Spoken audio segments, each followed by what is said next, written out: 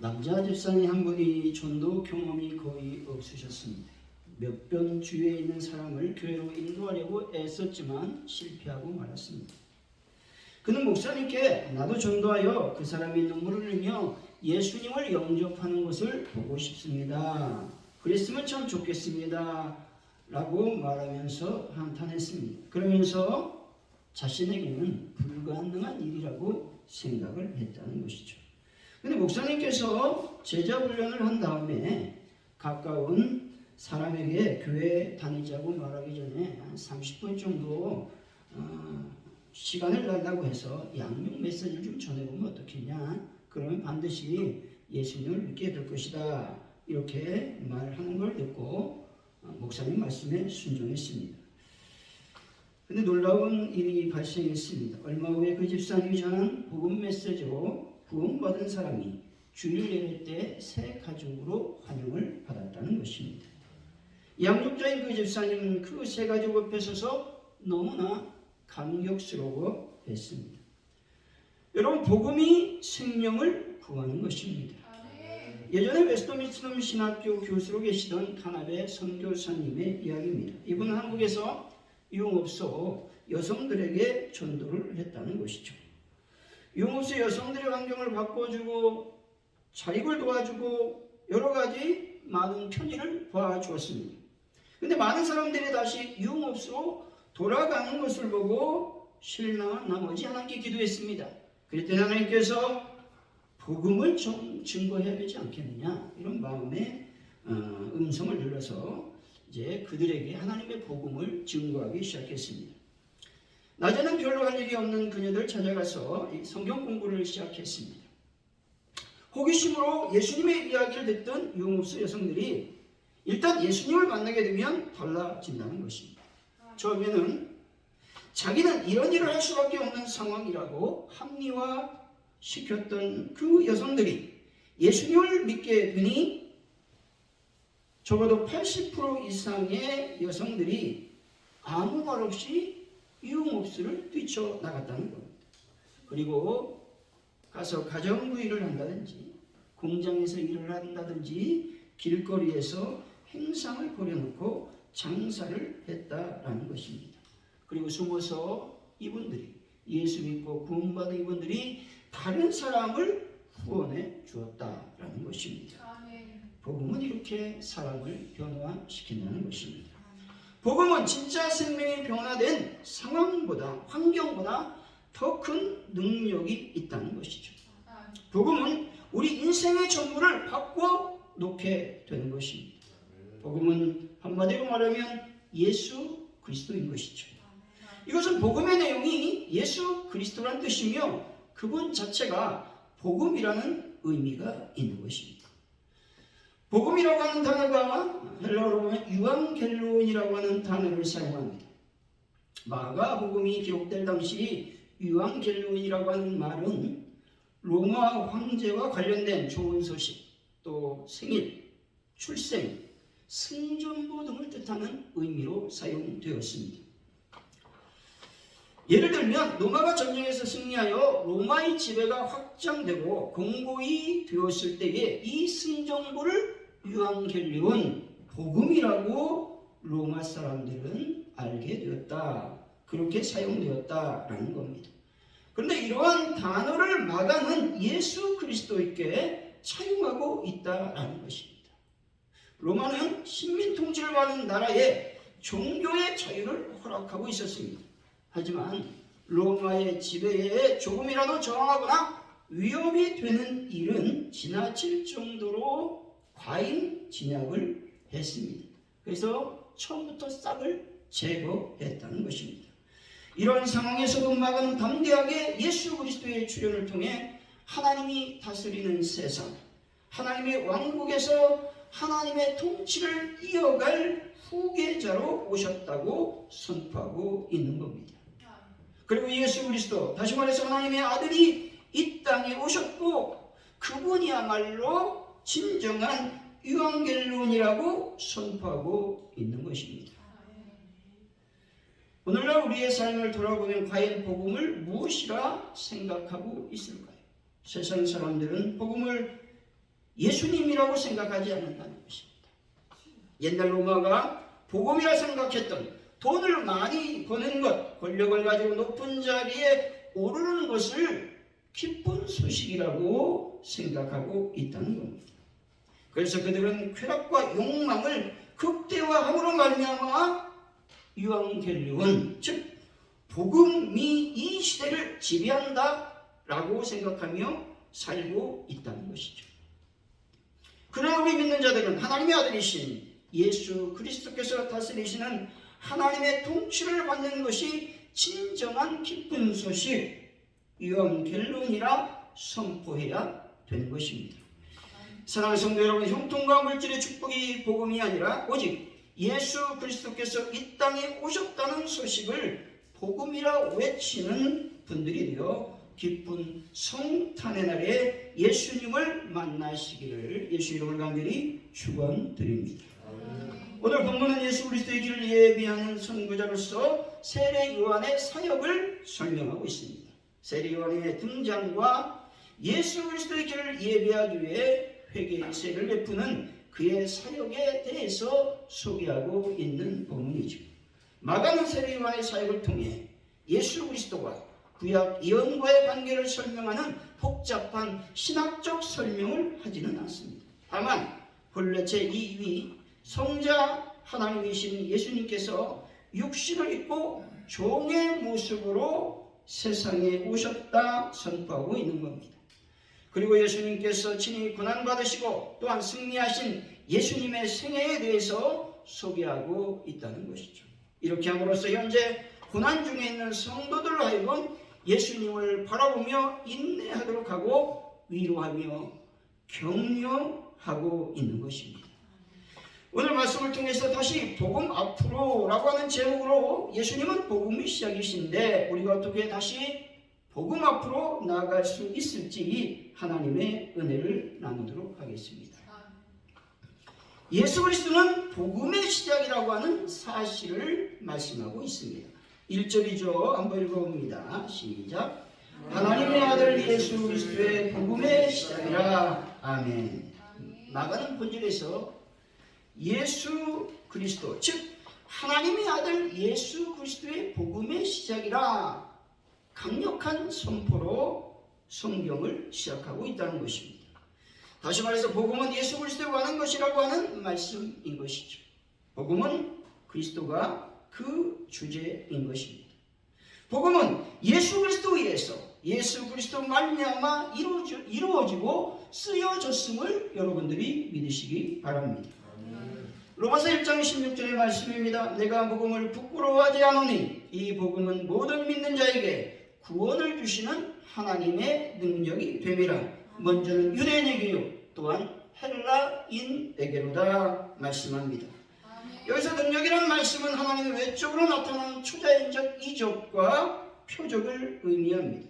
하지만 본절에서의 능력은 예수 그리스도와의 관계된 능력 또는 그리스도 그 자체를 의미하고 있는 것입니다. 다시 말해서 하나님의 지혜뿐만 아니라 그리스도의 본질적 사역, 예수 그리스도가 복음이라고 말하고 있는 것입니다.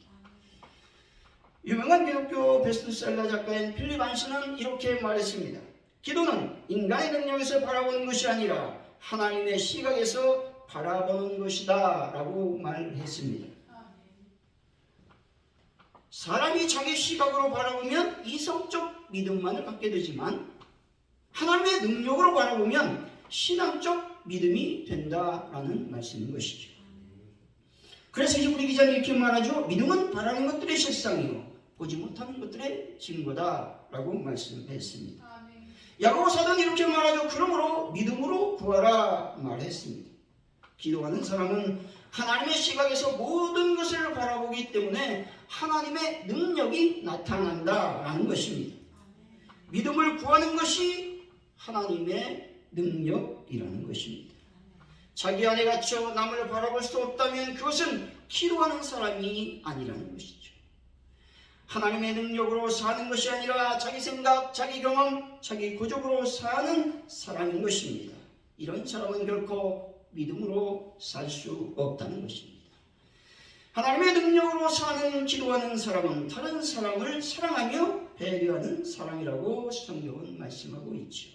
시편 98편 1절입니다. 새 노래로 여호와께 찬송하라. 대저 기이한 일을 행하사 그의 오른손과 거룩한 팔로 자기를 위하여 구원을 베푸셨도다 말씀합니다. 하나님의 능력으로 사는 사람은 하나님의 오른손과 거룩한 팔로 구원하심을 경험하고 사는 사람이라고 말하고 있는 것이죠. 믿음으로 기도하며 하나님의 능력을 경험하는 자들만이 하나님을 찬양할 수 있음을 말씀하고 있는 것입니다. 비행기로 여행을 떠나는 두 사람이 있었습니다. 그런데 한 사람은 첫눈에 딱 보니까 귀티가 나는 거예요. 이 사람은 정말 대단한 부자구나, 이런 생각이 들 정도의 겉모습이었습니다. 근데 이분이 이야기를 나누는데 옆 사람과 이야기를 나누는데 자신이 얼마나 성공했는지, 얼마나 많은 재산이 있는지에 대해서 옆 사람에게 쭉 이야기하는 것입니다. 듣기 싫어요, 이럴 때. 옆 사람이 자기 자랑하는 거죠. 싫은데 놀라운 반전을 얘기하죠. 옆 사람이 아주 주의 깊게 듣는 거예요. 그러시냐고. 대단하시다. 그러니까 이제 옆 사람이 선생님에 대해서 좀 말씀해 주시면 좋겠어요, 이렇게 말하니까 이 옆 사람이 이렇게 말합니다. 제 아버지는 엄청난 부입니다. 실은 이 비행기를 포함한 모든 비행기들이 우리 아버지의 소유입니다. 그뿐 아니라 이 세상의 모든 재산이 다 그분의 것이랍니다. 그분의 아들인 주 예수 그리스도로 말미암아 나는 하나님의 상속자가 되었습니다.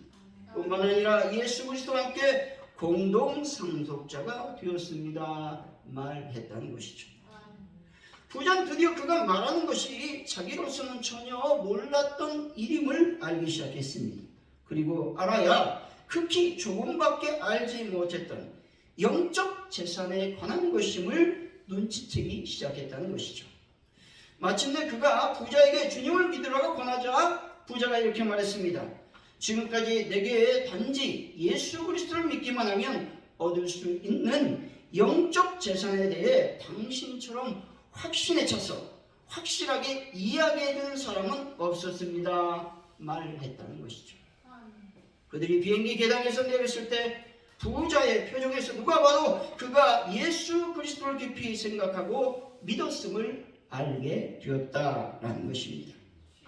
예수님을 믿지만 때때로 남들이 잘 될 때 부러울 때가 있습니다. 그러나 하나님의 능력을 믿고 있다면 절망하거나 낙심하지 말고 예수 그리스도의 복음을 전해야 하는 것입니다. 하나님은 반드시 나에게 힘을 허락해 주실 것입니다. 이사야서 40장 29절이죠. 피곤한 자에게는 능력을 주시며 무능한 자에게는 힘을 도하시나니 말씀합니다. 하나님의 능력이 내게 있음을 여러분들은 믿으시기 바랍니다. 영국의 기독교 신문 크리스천 투데이 플로렌스 테일러라고 하는 기자가 예전에 이렇게 질문했습니다. 연약함을 느끼고 계십니까? 라는 질문이었습니다. 그러면서 이렇게 말했습니다. 성경에서 하나님은 우리에게 강한 힘을 주신다 라고 말씀하셨다, 이렇게 말했습니다. 하나님 우리를 예수님의 부활을 전파하는 그리스도의 대사로 부르셨다라는 것입니다. 사랑하는 성도 여러분, 나의 힘이 아니라 오직 그리스도의 힘과 능력으로 하나님의 복음을 증거하는 분들이 다 되시기를 예수 이름으로 간절히 축원드립니다. 예수 그리스도가 복음의 시작이라면 우리는 어떻게 다시 복음 앞으로 나아갈 수 있을까요? 첫째로, 나는 광야에서 외치는 자의 소리가 되어야 된다고 말하고 있습니다. 2절 3절이죠. 한번 읽어봅니다. 시작. 선지자 이사야가 이르되 보라, 내가 내 사자를 내 앞에 보내니 그가 내게 준비하라. 광야 외치는 자의 소리가 있어 이르되 너희는 주의 길을 준비하라. 그의 오실 길을 곧게 하라. 기록된 것과 같이. 아멘.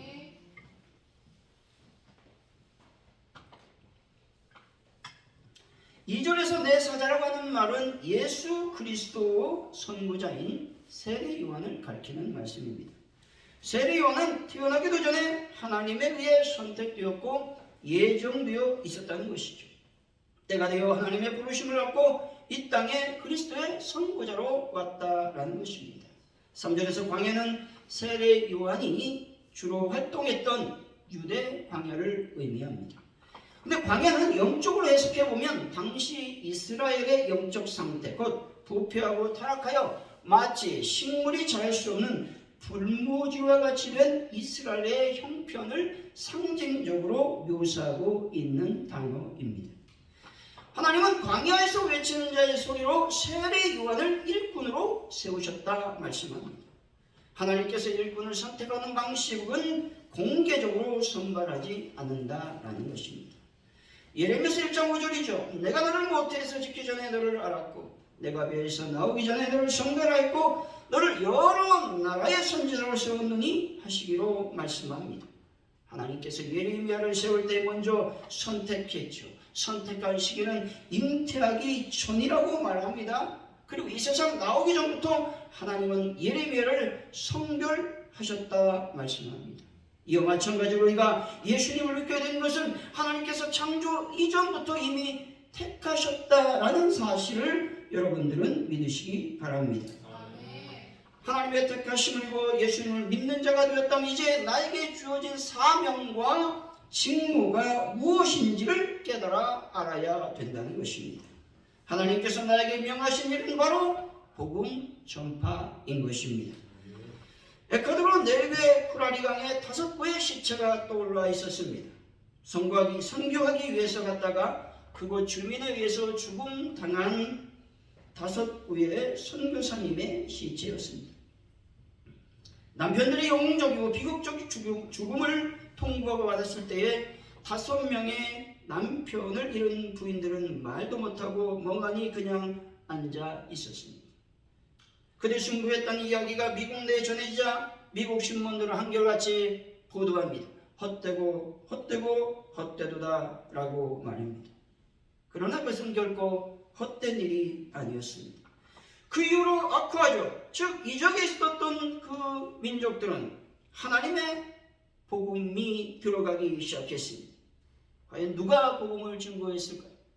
남편을 잃은 5명의 부인들이 협심하여 우리가 남편의 일을 더 확장시켜야 되지 않겠느냐, 이것이 하나님의 일이다 라고 생각하여 그들이 그곳으로 복음을 들고 들어갔습니다. 마침내 선교사님들의 꿈은 실현되었다는 것이죠. 뿐만 아니라 수백 수천의 젊은 남녀들이 세계 복음의 횃불을 높이 들게 될 줄을 누가 짐작이나 했겠습니까? 150년 전에 토마스 목사님이 대동강까지 와서 순교했지만 그것이 헛된 일이 되었습니까? 아니라는 것이죠. 성경을 전해주고 처형당했습니다. 그 비유에 오늘의 한국교회가 서 있는 것입니다. 열매가 없다고 실망하나 포기하지 마시기 바랍니다. 우리가 뿌린 복음의 씨앗은 반드시 싹이 나고 줄기가 돋고 열매가 맺혀진다는 겁니다. 반드시 하나님은 그것을 통해서 영광을 받으실 것입니다. 우리의 사명과 직무는 광야에서 외치는 자의 소리가 되는 것입니다. 빛도 없이 이름 없이 외칠 때 하나님은 반드시 영광을 받으실 것입니다.